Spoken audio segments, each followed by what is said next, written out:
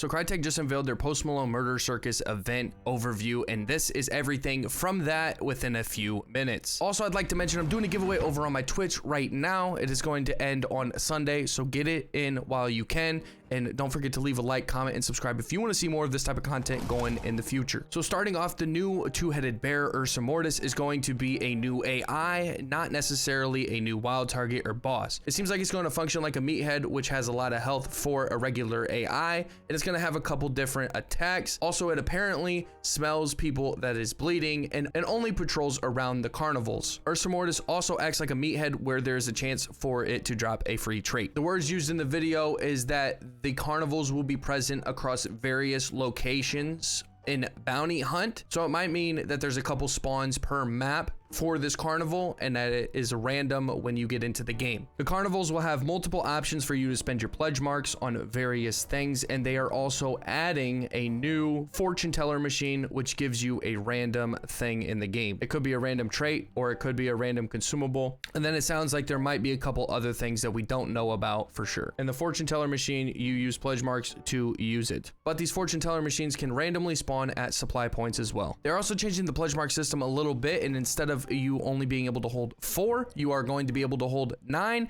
and you're going to be able to get 1 pledge mark for every 25 event points. There's going to be a list of things that grant you pledge marks, but the biggest change is that you are going to be able to steal pledge marks from looted hunters. So if you kill somebody that has 4 pledge marks, you will be able to take all 4 of those at a cap of 9. In this update, they have changed the packs around to be called troops instead of packs. There are now 3 new troops, aka packs, called the Trick Shooter, the Ringmaster, and Mystic. Each of these are going to have 2 traits that you can acquire. The first one is just by pledging like you normally would in the past events. The second trait is going to be obtained by pledging again to the same pact, but you're going to have to purchase it with pledge marks. The Trick Shooter gives you Blade Mancer, which allows you to retrieve launched projectiles in Dark Sight, and then Crackshot is going to cost you 3 pledge marks, but is going to allow you to have reduced shoulder spread and reduced sway and ADS with certain weapons. When pledging to the Mystic Pact, it gives you Poltergeist, which will allow you to be able to manipulate doors, elevators, and windows using Dark Sight,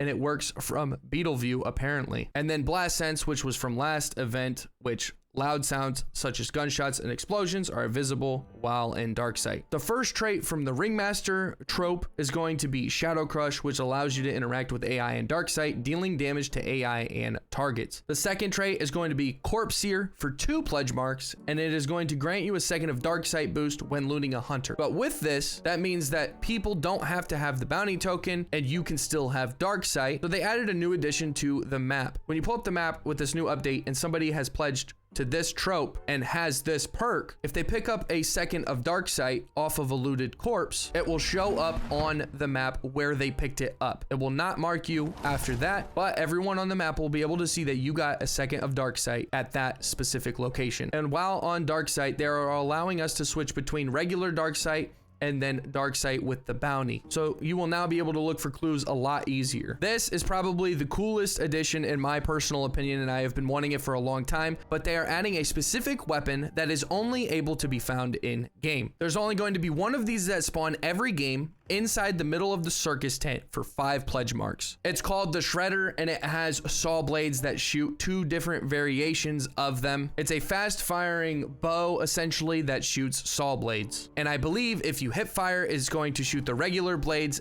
and if you aim down sight, it shoots frag blades. But these saw blades bounce off and ricochet around things you're shooting at. The frag blades act the same as the regular blades where they bounce off of objects, but they also have a few second fuse, so you won't be able to retrieve these. Crytek is confirming that it will only be available during this specific event. Once this event is done, you will not be able to get this weapon anymore. Now let's talk about the extra additions like weapons, variants, and skins. The skin that is coming for Post Malone, there will be 2 versions of it, the Deposed King and the Ringmaster, as well as Chum and Winky, which are going to be 2 of the Clown Hunter skins. As far as weapon skins, they're bringing a new Terminus Marble Saw. The Lap of Luxury is going to be an 1865 Carbine skin. The Centennial Pointman is getting Fate's Friend. And then as far as new weapons and variants, we have the semi-automatic crossbow called Chocanu. Looks like it is only going to be able to hip fire and have a lengthy reload. The Krag Silencer, subsonic ammo, the Sparks Pistol Silencer, The recovery shot, this is a huge one. It is going to allow you to restore a lost health chunk. I can only imagine this is going to cost a wee bit. The 1865 carbine aperture,